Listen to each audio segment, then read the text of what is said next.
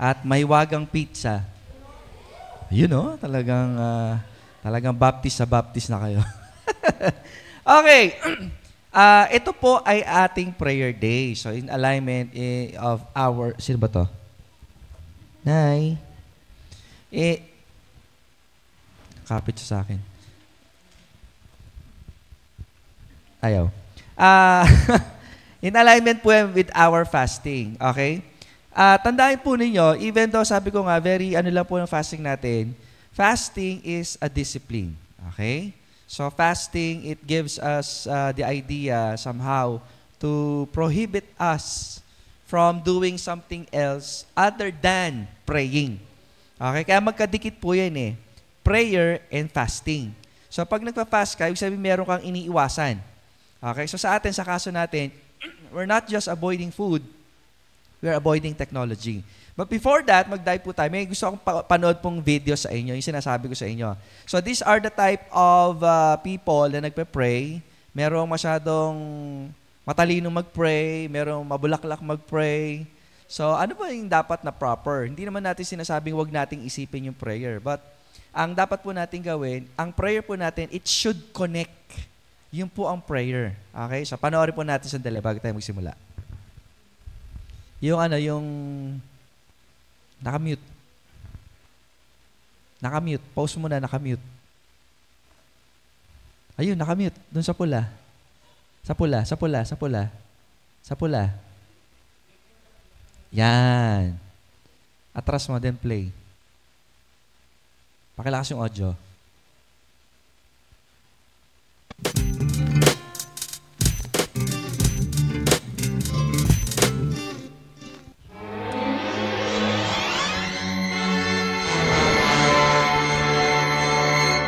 My prayer life is vibrant and it's active daily. I like to commune with God at nighttime. I get under those warm covers and I kiss my wife goodnight.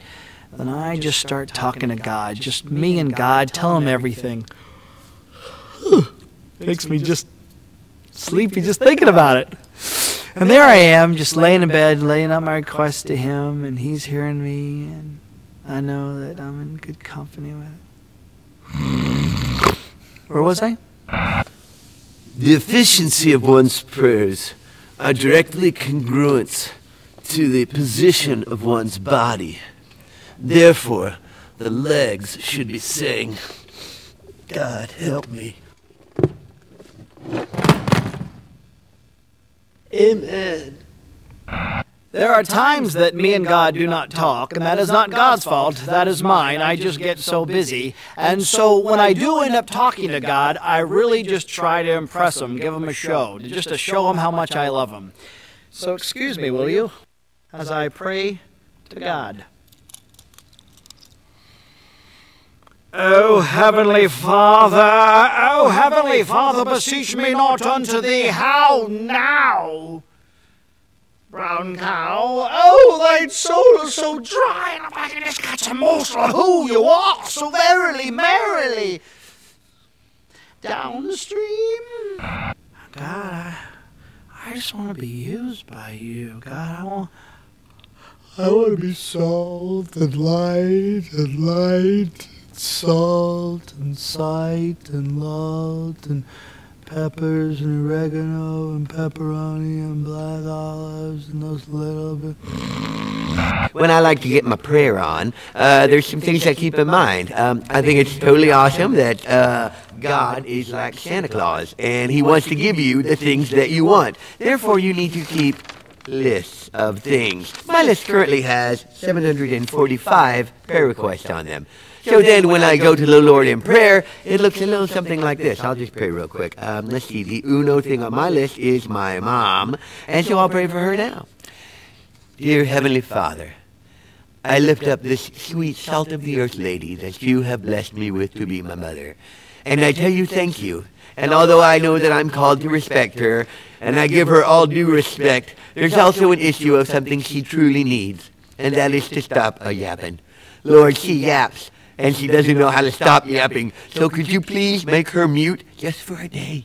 Nothing permanent. Don't hurt her. I love her. Just mute her. Take your big God remote and push mute on her channel. that would be great.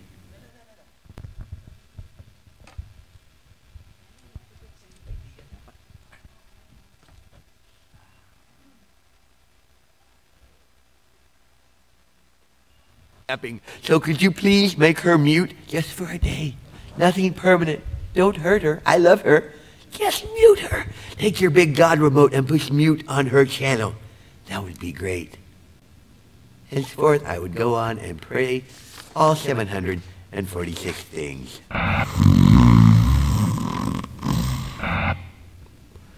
God, you are greater than anything this world has to offer. And I can't wait for you to come back and get us. But until that time comes, would you help me just to live my life day after day as if I'm just walking hand in hand with you? God, I have a lot of needs. And I have a lot of wants. And sometimes I get those things confused. Help me to just trust you to meet my needs. And be thankful when you give me those other things that I just want. God, I have blown it so many times today, and I'm sorry. Thank you for your forgiveness. I don't take it for granted. And God, as I start this day out, I'm just reminded that this world is filled with so many spiritual potholes. Please help me to walk in such a way where I won't stumble so much. And as I'm going through this day, God, help me to live my life in such a way that would bring you glory and honor. May the life that I live be a life of worship to you. Amen.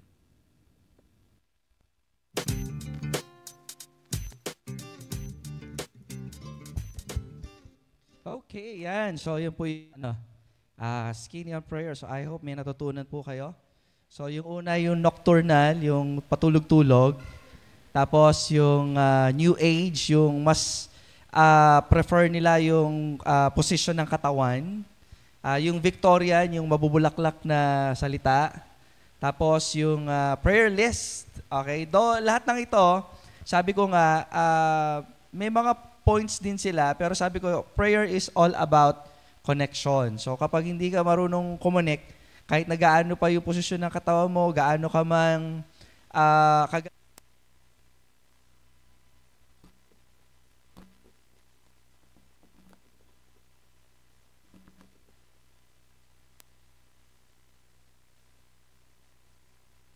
it's either some of this prayer parang not just to please God pero kapag sinabi mo kasing, let's say for example, Victorian, you want to please people instead of God. So kumbaga para bang dahil na-focus mo na mas gusto mong somehow ma-encourage through your words, minsan nami-miss yung point that again, prayer is all about connection. Okay? So wag niyo po kakalimutan yan. Okay? Sa ating po pag-aaral, maiksi lamang po ito. So let's open our Bibles in Matthew chapter 26, verse 36 to 41. So ito yung magiging prayer, prayer focus po natin this evening. Okay, Matthew chapter 26, verse 36, ganito po ang ating matutunghayan. Then cometh Jesus with them unto a place called Gethsemane, and said unto his disciples, Sit ye here, while I go and pray yonder. Okay? And he took with him Peter and 2 sons of Zebedee, began to be sorrowful and very heavy. Then saith unto them, My soul exceeding sorrowful, even unto death. Tarry here and watch with me. Matayin niyo ako. And he went a little farther and fell on his face and prayed, saying, O Father, if it is possible, let this cup pass from me. Nevertheless, not as I will, but as thou wilt. And he cometh unto the disciples, and findeth them, asleep. And said unto Peter, What? Could ye not watch with me 1 hour? Verse 41, Watch and pray that ye enter not into temptation. The spirit is indeed willing, but the flesh is weak. Tayo po'y manalangin. Muli, Ama, kami po'y nagpapasalamat. And as we gather, Father, help us so that the Spirit may continue to move in our midst. Forgive us, Lord, sa mga kasalanan po namin sapagkat madalas, Panginoon, hindi po namin nabibigyan ng katampatang pangunawa ang iyong mga salita. Hiningi ko po, Panginoon Diyos, na minsan pa sa aming pong paglago ay hindi po sa sarili po naming karunungan, hindi po sa sarili po naming kagalingan, kami umasa kundi sa pamamagitan ng banal na Espiritu na lagi nagtuturo po sa amin. We acknowledge our lapses, Panginoon Diyos, and we claim that the victory that comes from you should manifest as we come into your presence, O God. Lord, salamat po. Hiningi po namin ang lahat ng ito sa pangalan ni Jesus. Amen at amen. Maraming po tayo po. So now, sabi ko nga po, we are doing the prayer and fasting. So I hope as we do the fasting, okay, kasabay po niyan ang praying. Kasi nga, ang fasting is a kind of discipline na kinakailangang ma-exercise ng mga mananampalataya. Again, as we open this year, okay, kinakailangan nagiging prepare po tayo, hindi lamang po physical, hindi lamang po, alam mo yan, sa ano pa mang bagay, pero higit sa lahat, handa po tayo spiritual. And we should remember that our soul, yung ating pong kaluluwa, mas kinakailangang pinapakain po natin ang ating spirito. Amen? So maraming option ang ginagawa ang kaaway for us to be distracted, for us, ganun ang kaaway eh. Ang gusto niya parating sa'yo, laging para kang lagi nagmamadali. Alam mo yun? Gusto niya parang lahat, alam mo yun, fast pace. Kaya hindi mo namamalaya na, alam mo yung gulong-gulo ka na sa buhay mo kasi nga sumasabay ka sa mundong ito. So, hindi nakapagtataka. Marami sa mga mananampalataya, pagbukas pa lamang ng taon, tuliro at balisa na po sila kaagad. And it's perfect for us na binigay po ang prayer and fasting for us to be focused, to be humble, and to be serious in praying. Now, ano po yung gusto po nating matutunan? What can we learn from prayer? So that is the title of the message. What can we learn from prayer? So remember, Jesus Christ taught the disciple, tinuruan niya ang mga disipulo, an example for them to pray. Tama po ba? Tinuruan sila. Our Father who art in heaven, the Lord's Prayer. Okay, yun po yung tinuro po sa kanila. In fact, dun sa video kanina, yun di po yung same prayer, the Lord's Prayer, but alam mo yun, he prayed with wisdom in a sense na kumbaga in alignment, kumbaga may parallelism na tinatawag into his own words. Okay? So nandoon yung pagluluwalhati sa ating Ama, paghingi ng kapatawaran, paghingi ng pangangailangan, so on and so forth. Okay? Kaya nga, sa pag-aaral po natin, specifically sa ating devotion, kinakailangan po nating i-apply yung ating po mga natututunan. So ano yung tatlong bagay na nais po nating maintindihan? Number one, what we can learn from prayer is, it will keep us from temptation. And prayer will keep us from temptation. Why? Tatandaan niyo po ha. Again, ayaw ng kaaway na ang mananampalataya ay nananalangin sa Diyos. Okay? Nakaluhod ka man, ano man ang posisyon ng katawan, okay lang yan. Basta ang gusto ng kaaway, sige mag-pray ka, pero yung attention mo dapat wala sa Diyos. So you have to remember that. When we pray to God, the most concern na dapat ang iniisip po natin ay ang makausap ang Diyos. Matanong natin, Lord, ano po ba yung gusto ninyo? Kasi madalas, kung iikot sa pangangailangan mo, we miss, okay, the purpose of prayer, and that is to connect with God. Kaya nga po, alam mo yun, ganun na lamang ang desire ng Panginoon for the disciples, for them to understand what prayer is. Okay? Ganun yung desire. Kaya nga sabi po dyan, sa 41, watch and pray that ye enter not, anong sabi dyan? Into temptation. Kasi ang gagawin ng kaaway, tatanggalin yung atensyon mo sa Panginoon. Okay? Okay lang mag-pray as long as, alam mo, hindi ka konektado sa Diyos. And there's so many prayers na nangyari po sa atin lagi ganyan. So it's about time, ngayong taong ito, baguhin na po natin. Okay? We should connect to God. Kinakailangan po natin kumonekta sa ating pong Panginoon. Mga kapatid, it's a test of our faith. Okay?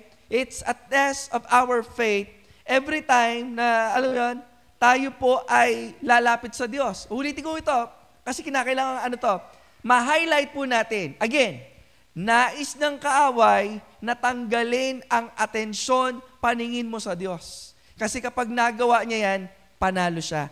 Talo ka. Talo ka. Amen? Just like Peter, hindi ko tatanggalin lagi ang illustration kay Peter. Peter did the impossible. O ginawa niya yung imposible, nakalakad siya sa tubig. How? He focused on God. The moment na tinanggal niya ang attention niya sa Panginoon at tumingin siya, okay, sa alon.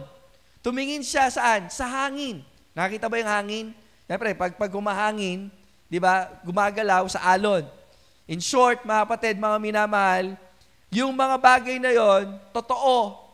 Pero nakalimutan niya, ang reality ng pananampalataya ay dapat nasa Panginoon po lamang. Hindi pwedeng i-deny na may alon eh. May alon talaga. Pero kung bakit siya nakalakad, kahit na maalon, kahit na mahangin, nang dahil sa pananampalataya sa Diyos. Do not forget that. Kasi gagawin niya ng kaaway eh. Siguro marami kayong prayer ngayon na parang bang napaka-imposible. Nananalangin ka sa mama mo na alam mo, Lord, sana makasama namin siya. O di kaya pinapanalangin mo yung tatay mo, Lord, alam mo yun, matagal na po na pinapanalangin ko po itong tatay ko na makakilala sa inyo o manumbalik sa inyo ang tatay ko. Huwag kayong magsasawa sapagkat wala pong imposible sa Diyos.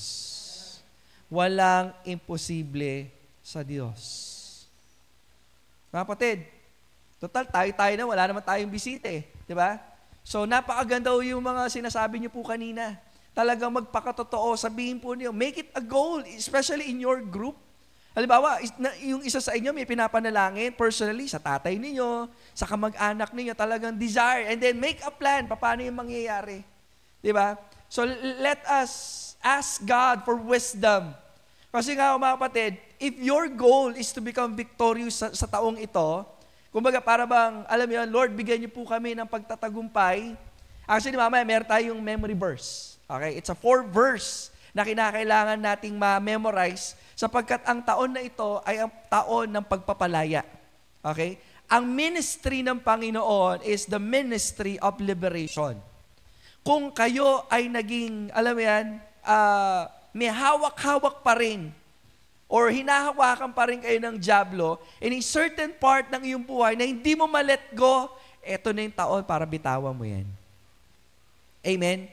Mamaya, there's a certain verse in 2 Thessalonians chapter 10, verse 5, then aatras po tayo para makita po natin yan. But then again, sabi nga po natin, prayer will keep us from temptation. Pangalawa na dapat po natin matandaan, prayer will require discipline. Okay? Prayer requires discipline. Napakalaga po ito, mga kapatid.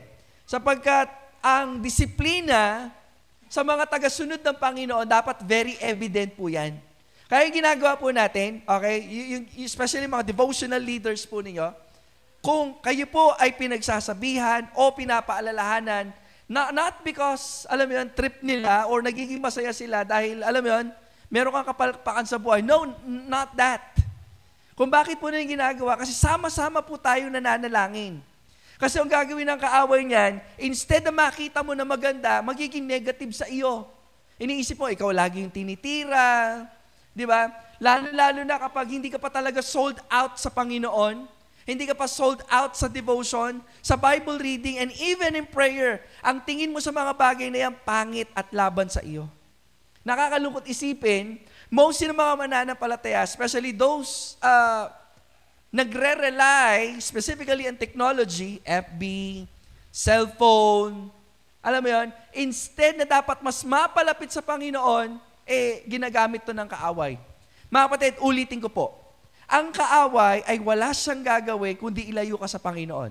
Therefore, yung mga pangit, pinapaganda niya at yung maganda, pinapapangit niya. Nakikinig po ba kayo? Ngayon, as you go on to the devotion, alam mo yan, parang nasaktan ka. Okay? Kasi naman totoo. Diba? Kung totoo yan, mga kapatid, wala tayong dapat gawin kundi tanggapin po ito. Dahil kung sakaling mali ang naging paratang sa'yo ng kahit na sino man, pananagutan nila yan sa Diyos.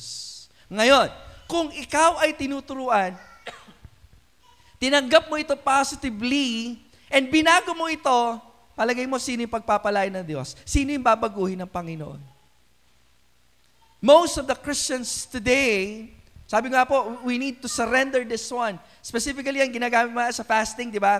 We need to surrender all the devices. Actually, ito yung challenge ko po sa inyo ngayong gabing ito. Kasi kung masyado po tayo nagre-rely dyan, kagaya tayo ng sanlibutan o ng ibang mananampalataya, instead na sabihin sa Panginoon, ano ginagawa? Pinopost sa Facebook.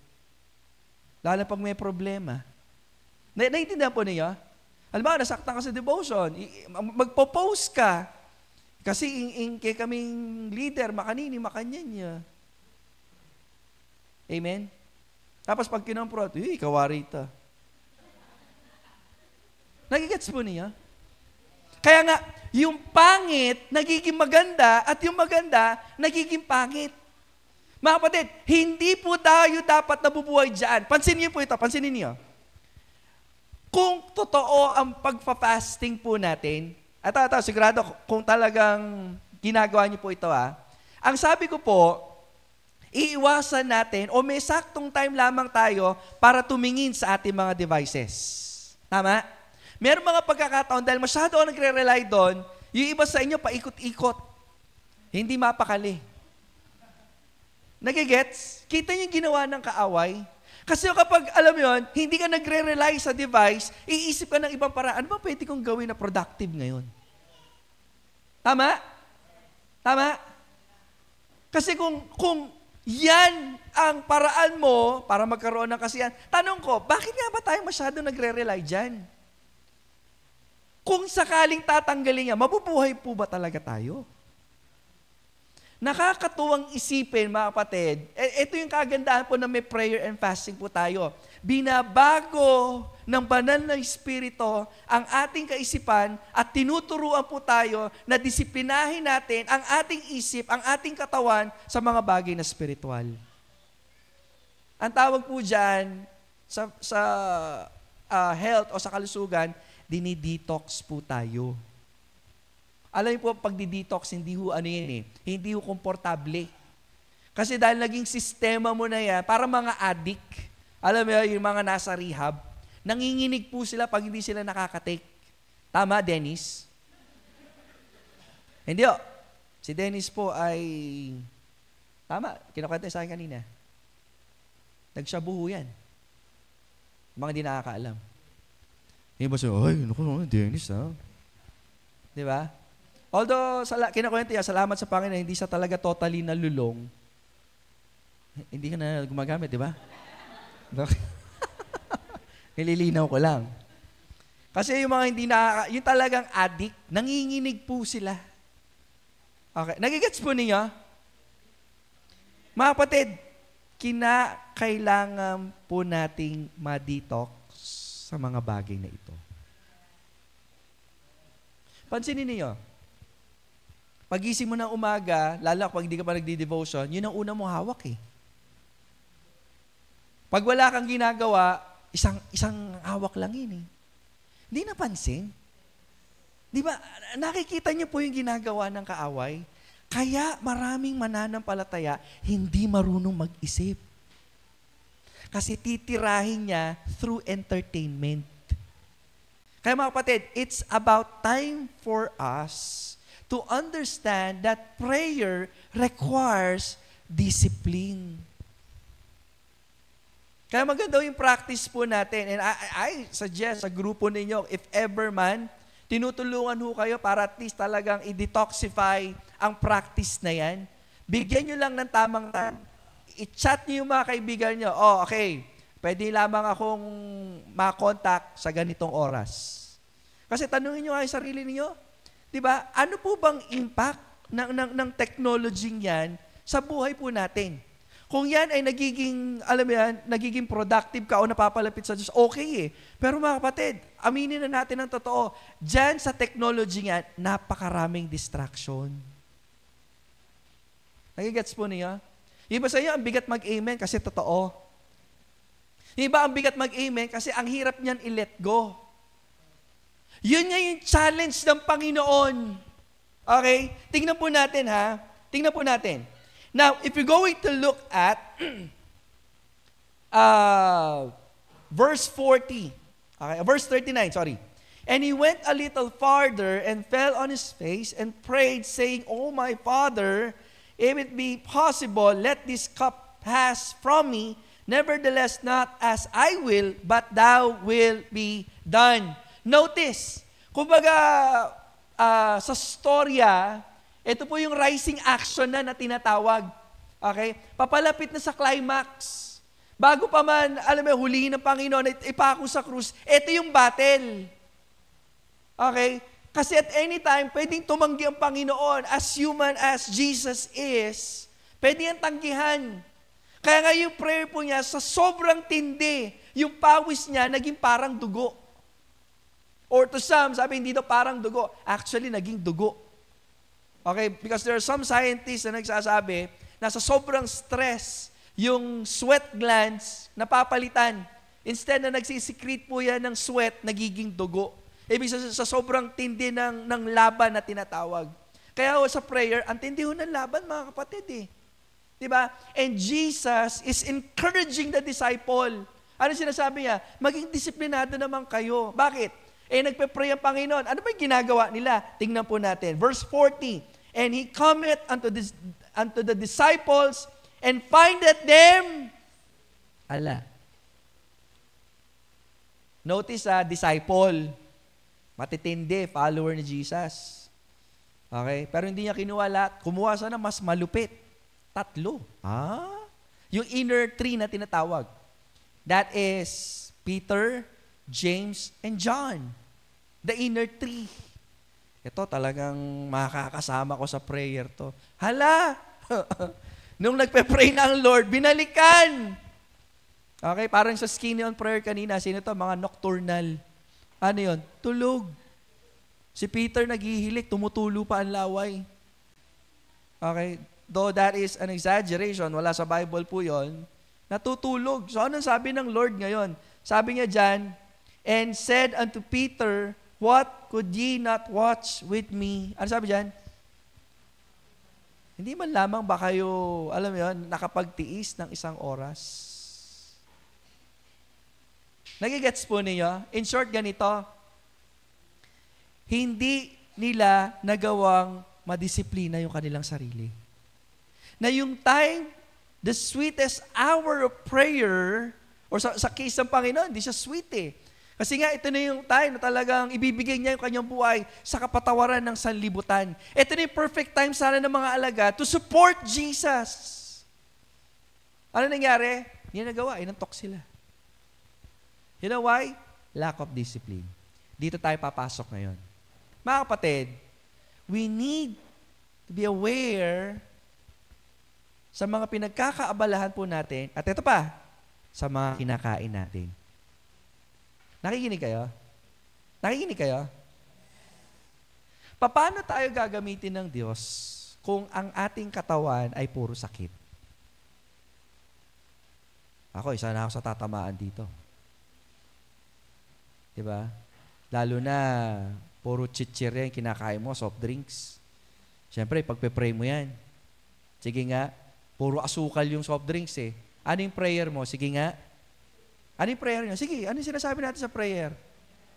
Pagpalain nyo po ito sa kalakasan na aming lupang katawan. Observe. Parang may mali sa prayer. Or may mali sa practice. Nagigets po ninyo? Mga kapatid, papaano gagamitin ang ating katawan sa paglilingkod natin sa Diyos? Pero dahil pinag-usapan natin prayer eh. Alam mo yun? Marami kasi sa mga pagkain natin, ginagawa po tayong tamad. Paano tamad? Antukin. Kapag maraming asukal sa katawan, maraming alat sa katawan, alam mo yun, feeling lagi kang pagod. Amen? Lately lang po, dahil siguro tumatanda na rin, sumasabay, nababasa ko. Sabi ko, oo nga, no? Kaya pala, yung ginawa ni Daniel in the Old Testament times, tinanggihan niya yung mga pagkain na to. At anong kinakain niya daw? Gulay lang. Nag-soft drinks ba siya? No. Ano ininom niya? Tubig. Walang yelo ho yun. Kasi yung malamig na tubig, nakakalaki ng tiyan. Nagigets po ninyo? Hindi ko sinasabi ito mga kapatid para gumanda ang physical ninyo. Hindi po yun eh. Sinasabi po natin ito kasi nga marami sa mga gawaing pang-spiritual, it requires our body to be disciplined. Ngayon kung ang ating katawan, yung ating kaisipan, especially yung ating kaisipan, hindi natin isusuko sa Panginoon, paano po tayo magtatagumpay sa buhay? Naintindihan niyo po ba? Pinapanalangin natin sa Panginoon. Okay? Yung mga, alam mo yan, nilalapit po natin sa Kanya para at least maging konektado or maging close tayo sa Diyos. Pero kung sa prayer lang, 5 minutes lang tinatagal mo, paano natin madidisiplina ang ating katawan? Or paano natin masasabi na talagang mapapalapit tayo sa Panginoon? Samantalang kung di ba, meron ko narinig preaching just to balance or to justify. Eh di, bago kayo mag-Facebook, mag-pray ka muna. Sabi ko, wow. Nagigets po ninyo? Actually, mali po yun. Ang motivation mo dapat, ang Panginoon lang. Pero dahil gusto mong, alam mo yun, gusto mong mapalapit sa Panginoon, gusto mong ma-justify yung ginagawa mong kasiyahan sa mga technology, so lalapit ka sa Panginoon. Mali po yun, mga kapatid. Ibig sabihin, kahit wala po itong mga bagay na ito, dapat malapit tayo sa Diyos. Hindi po ito madali, mga kapatid. Okay? Gawin po natin ngayong taon, instead na maging alipin po tayo ng mga technology ito, tayo po, baliktad, kung talagang gusto natin mapalapit sa Panginoon, tayo po dapat ang umaalipin sa mga bagay na ito. Ito po dapat yung pinapasunod po natin, hindi po tayo sumusunod sa kanila. Kasi madalas, alam mo yan, pag gusto ng katawan mo na masiyahan, technology ka agad. Nagigets po niyo? That is why, alam mo yun, we need to focus more on prayer. Amen? Wala na hong palabok. Yun lamang po yung mga kapatid. Kung bakit hindi ho tayo nagpo-focus madalas sa panalangin, kasi nga, distracted po tayo lagi. Ginagawa natin ganito. Okay? So instead na talagang babad ang sarili mo sa prayer, di ba? Tapos, ginagawa mo, nagre-rely ka on FB, somehow, may narik pa kanina nga ako na, alam mo yun, buti na lang, naligtas siya sa tanikala ng pagtitiktok. Yung mga ganun eh. So, ano po dapat po natin gawin, mga kapatid? Kinakailangan isuko po natin sa Panginoon. Amen? Kinakailangan isuko po natin sa Panginoon ang mga bagay na ito. Pansinin yung tanong ng Panginoon, no? Sabi niya sa Tagalog. Tingnan po natin. Verse 40 ng chapter 26. Ayun, no? Talaga bang hindi kayo makapagpuyat na kasama o kahit isang oras man lang? Notice the question of the Lord. Yung time na dapat kasama ng Panginoon, itong tatlong alagad na to, the 3 inner circle, anong ginagawa nila? Natutulog po sila. Lack of discipline. We're studying observation, right? So kung mapapansin po ninyo, hindi lang ito tinanong ng Panginoon para maging trip niya lang. Hindi po. Kinakailangan tanungin din natin ang ating sarili. Dinidisiplina po ba natin ang ating sarili? Kinakailangan po nating i-correct ang mga bagay na ito. Okay? Kinakailangan po nating ipabago sa Panginoon ang mga bagay na ito. Now, when we are doing observation, interpretation, and application of the Scripture, kinakailangan po natin manalangin. Sapagkat ang binabasa po natin ay banal na kasulatan. Kung ang banal na kasulatan ay lalapit ay isang tao lamang na walang kabanalan, hindi niya po ito maintindihan. Amen? Amen po ba? Nananalangin ba kayo na, Lord, sana po, or nawa, every time na magbabasa po ako ng Bible, maunawaan ko po. Nagpe-pray ba kayo? Pakitaas nga kamay, nagpe-pray ng ganon. Okay, pakibuksan nyo nga, Psalm 119, verse 18. Make this a prayer. Psalm 119, verse 18. Ganito po ang sinasabi. Kung kaya nyo i-memorize nyo po ito. Psalm 119, verse 18. Anong sabi dyan? Sa King James, sa English.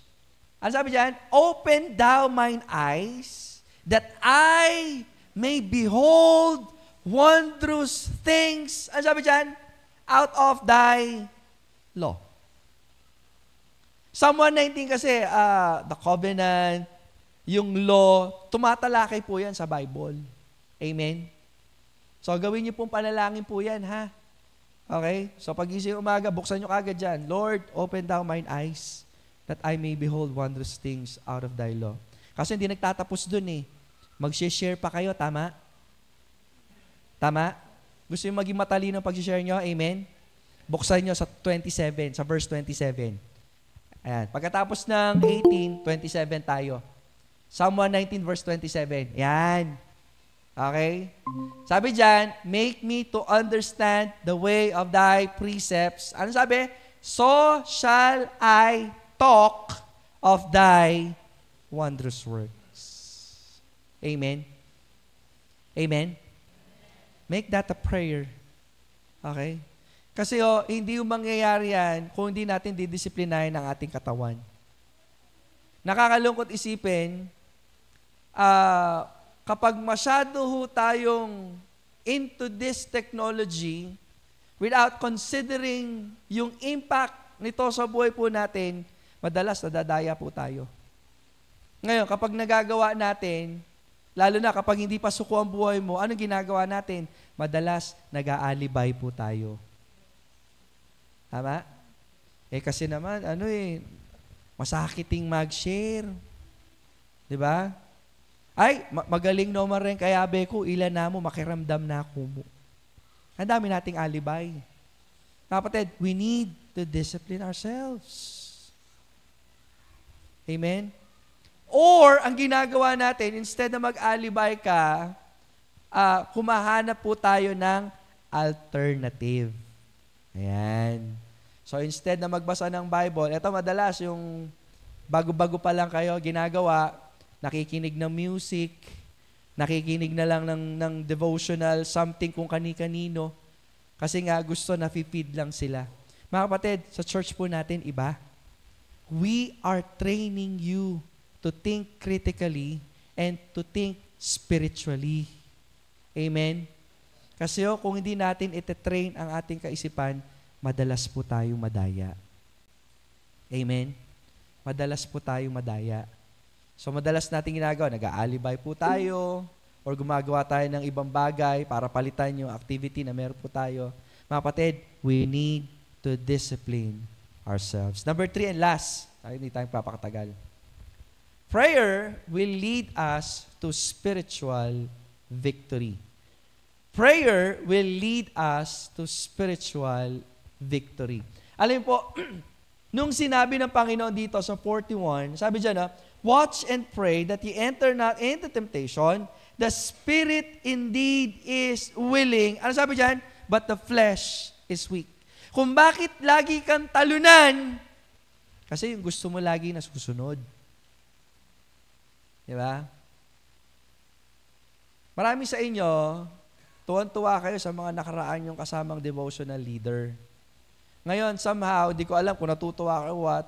Mga kapatid, nilagay ka ng Panginoon, hindi sa grupo mo na yan, hindi dahil sa sarili mo kagustuhan, may plano ang Diyos. Gusto yung lahat, kay Tita Linde, di ba? Yung iba, feeling nyo mas mababa. Hindi yung ganun. Kung feeling mo, alam mo, parang na-demote ka, baka may tinuturo sa yung Panginoon, i-correct mo yung puso mo. Baka kinakailangan mag-step up and trabahuhin muli, okay, yung paglakad sa Panginoon. Kapatid, ang paglago spiritual, hindi sa ibang tao yan. Kinakailangan ng tulong ng banal na Espiritu at tulungan mo yung sarili mo. May magaling na leader, salamat. Pero lahat tayo lalakad, may kanya-kanya tayong paglakad papalapit sa Panginoon. Amen? It's about time. Suko na natin. Okay? Hindi. Huwag kayong maging kagaya ng sanlibutan. Diba? Lalakad tayo ng sama-sama sa Panginoon. For the last, ito yung paalala ng Panginoon. In James chapter 4. Okay? James chapter 4. Ano yung paalala ng Panginoon sa atin? Let's open our Bibles in James chapter 4. Verses 1. Down, pababa. James chapter 4. Ano yung paalala ng Panginoon sa atin? Sabi po dyan ganito, from whence come wars and fightings among you? Come they not hence even of your lust, that war in your members? Saan nanggagaling ang kaguluhan? Nanggagaling sa sarili mo. Sa sarili mong pagnanasa. Sa sarili mong, alam mo yun, personal na makontrol yung mga bagay-bagay. Verse 2, ye lust and have not, ye kill and desire not, desire to have and cannot obtain. Ye fight and war, yet ye have not because ye ask not. Ano yung sabihin ito mga kapatid? Madalas, yung mga personal nating gusto, hindi ho nangyayari. Yung mga bagay na dapat nating ipanalangin, na dapat po nating bigyan ng focus, hindi natin ginagawa. Bakit? Hindi tayo humihingi sa Panginoon. Ano sabi ngayon? Tuloy po natin. Verse 3, ye ask and receive not because ye ask amiss. Okay? Ye ask amiss, that ye consume it in your lust. Tuloy po natin. Verse 4, di tayo papasok. Ye adulterers and adulteresses. Notice ha, ang kausap ni James po dito, mga mananampalataya. Why on earth gagamit siya ng word na adulterers and adulteresses? Grabing kasalanan po yan. Now, when we talk about those words, it speaks about relationship. Sa mag-asawa, pag pumatol ka sa hindi mo asawa, that is adultery. Tama? Even in our spiritual life. Kapag hindi ka focus sa Panginoon, you are an adulterer. In short, ang sinasabi ng Panginoon sa'yo, ayusin mo yung relasyon mo sa Panginoon. Tuloy po natin.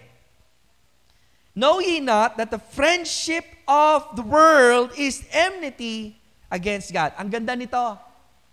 Okay? Yung pakikipagkaibigan sa mundong ito. Paano ba tayo nakikipagkaibigan sa mundo? Tutuloy po natin. Okay?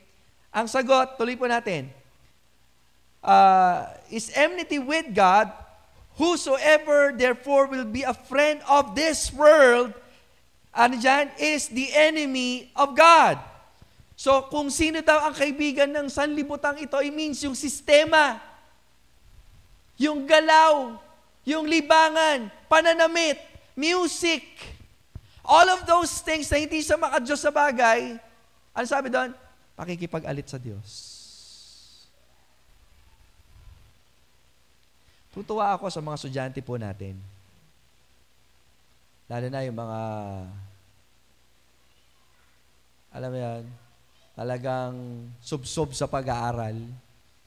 Yan, sinasabi niya, Ate Angel, mga matalino to, sa Ate Bien, sa Ate Melissa, and to some na teens lister, presidents lister. Salamat, you take the advice na laging unahin ng Panginoon. Kasi walang sumunod sa Panginoon ang napahamak. Wala. Mas gugustuhin pa dapat natin na matuwa ang Diyos kaysa ang sino mang tao. Sapagkat ang binibigyan lang natin kasiyahan, wala nang iba kundi ang Diyos. Aanin mo yung makilala ka sa libutan kung di ka naman kilala ng Diyos. Tama? Tama ho yun. Kung sa akin, walang impact kasi hindi ko naman talaga habol yun. Talagang hindi naman ako matalino eh. Pero itong mga to, talagang valedictorian. Ang gandang testimony nun, ano? Kaya mong bitawan niya kasi mas mahal mo ang Panginoon kaysa sa ano pa mang parangal. Diba? Hindi ko sinasabi ko kayo mag-aral na mabuti. Mag-aral ka na mabuti. Pero kung sakaling mag-fail, okay lang.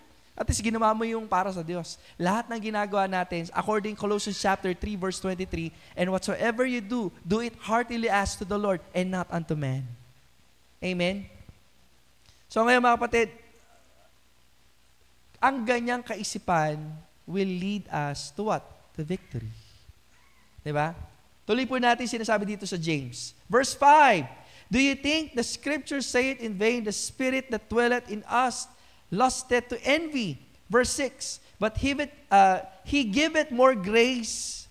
Wherefore he said, God resisted the proud, but giveth grace unto the humble. Di tayo magawa. 7, submit yourselves therefore to God, resist the devil, and he will flee from you. Tuloy natin. Draw nigh to God, and he will draw nigh to you. Cleanse your hands, ye sinners, and purify your hearts, ye double-minded. Kapatid, kung hindi po natin didisiplinahin ang ating katawan, sigurado po ang ating pagkatalo. Nais ng Panginoon sa buhay po natin na magplano po tayo sa biyaya ng Panginoon upang magkaroon po tayo tinatawag po nating pagtatagumpay. Last verse, 2 Corinthians chapter 10. 2 Corinthians chapter 10. Okay, verse 5. Pero simulan natin sa verse 3. Okay, it's all about prayer. 2 Corinthians chapter 10 verse 3 hanggang verse 5. Okay? Ito ang i-memorize natin. For though we walk in the flesh, we do not war after the flesh. Amen? Amen po ba? Although nasa laman tayo, ang pakikibaka po natin hindi sa laman. Tuloy po natin, verse 4. For the weapons of our warfare are not carnal, but mighty through God to the pulling down of what? Strongholds. Kung bakit hindi mo pa dinidisiplina ang katawan mo or ayaw mong disiplinahin, meron pa ring stronghold na tinatawag at kinakailangang basagin. Tuloy po natin. Verse 5. Casting down imagination and every high thing that exalted itself against the knowledge of God and bringing into captivity every thought to the obedience of Christ. And then, ang sabi po kasi dyan, no? And bringing into captivity every thought to the obedience of Christ. Alam niyo po, ang laban na mananampalataya lagi sa isip. Amen? Pag malungkot ka, alam mo yan, ano bang pwede kong gawin? Iisip pa ngayon FB. It's about time for us, baguhin na po natin yan. Amen? Kung meron pa rin hanggang sa ngayon, nahihirapan ka sa pakikibaka, sa pagdidevotion, sa pananalangin, everything, it's about time. Isuko na natin sa Panginoon. Hindi ko naisip yan yung sinabi ni Amy kanina, yung yearly, iba-iba yung ginagawa po natin. Dahil sabi ko nga, okay, sige, nag-aaral na tayong salita ng Panginoon. How about, sabi ng Panginoon, let us check our prayer life. Diba? Although yes, may mga magandang magsalita, pero gaano katotoo ang connection po natin sa Diyos. I'm not saying na narinig ko lahat ang panalangin ninyo. Just checking. Baka naman kung meron pa hanggang ngayon, hindi pa rin talaga solid ang kanilang prayer life, it's about time for us to connect with God. Sabi ng Panginoon, no? Draw nigh to God, and He will draw nigh to you. And that's how we could have the victory, okay, yung katagumpayan na ipinapanalangin po natin sa ating Panginoon. Tayo po lahat ay tumayo, tayo po ay manalangin. Tayo po'y manalangin. Maraming Diyos, salamat po, Ama, sa oras na ito. Salamat, Panginoon, sa napag-usapan po namin patungkol sa pananalangin. Panginoon, nakita po namin yung mga bagay na dapat po namin baguhin. Patawarin niyo po kami, Panginoon, sa aming kataasan, sa sarili po naming kalakasan, sa sarili po naming katalinuhan. Sinusuko po namin ito lahat sa inyo. Tulungan niyo po kami, Panginoon Diyos, sa paglakad po namin ngayong taong ito ng 2024 ay maging totoong paglakad sa inyo. Patawad, Panginoon Diyos, sa mga kakulangan na nangyari po noong 2023. Salamat sa pangako ng pag-asa ng bagong taon na pwedeng ibigay po nito sa tulong at biyaya ng aming Panginoon Jesus. Panginoon, patawarin niyo po kami. Yan lang po ang masasabi po namin, Panginoon Diyos, at bigyan niyo po kami ng panibagong sigla sa aming paglakad, sa aming po pananampalataya. Tulungan niyo po kami na maisuko po namin sa inyo mga hindi karapat-dapat. Lord, kung nagiging hadlang ay mga technology ito, tulungan niyo po kami na paglaanan po namin ng oras upang sa ganun, Lord, yung aming kaisipan ay matuon lamang po sa iyo.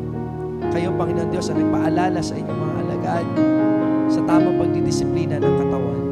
Tulungan niyo po kami, Panginoon Diyos, na mapasunod po namin ito upang mabigyan po namin kayo ng tamang kalulatian at magkaroon po kami ng katagumpayan namin po pong pinapanalangin sa iyo. Father, we ask for our jobs, mga trabaho po namin, na pagpalain niyo po ito, Panginoon Diyos, at maging ilaw kami ng sanlibutan sa aming po mga workplace. Ganun din po, Lord, sa aming po mga school. Salamat sa mga kabataan na nagsusuko ng kanilang buhay. Lord, salamat, Panginoon Diyos, sa mga kabataan na bagaman nag-excel po sila sa school, academically, but Father, when it comes to spiritual stuff, they are failing, Panginoon Diyos. But now, Lord, sinusurrender po nila ito sa inyo.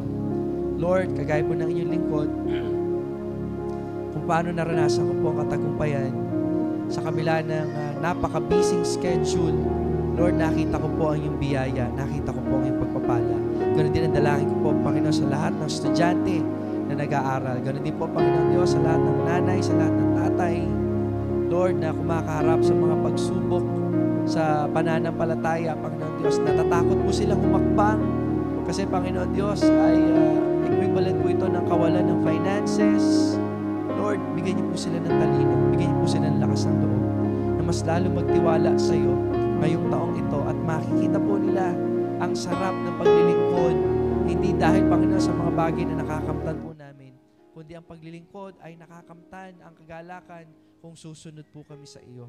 Tulungan niyo po kami na maging kontento at hindi po tumingin sa amin pong mga kapwa na pinagpala po niyo, sapagkat meron po kami mga kanya-kanyang pagpapala na ibibigay po niyo ayon sa inyong takdang paraan, ayon sa inyong takdang panahon. Hiningi ko po ito, Panginoon Diyos. Dalangin ko po na minsan pa ang taong ito ay maging taon ng pagpapalaya.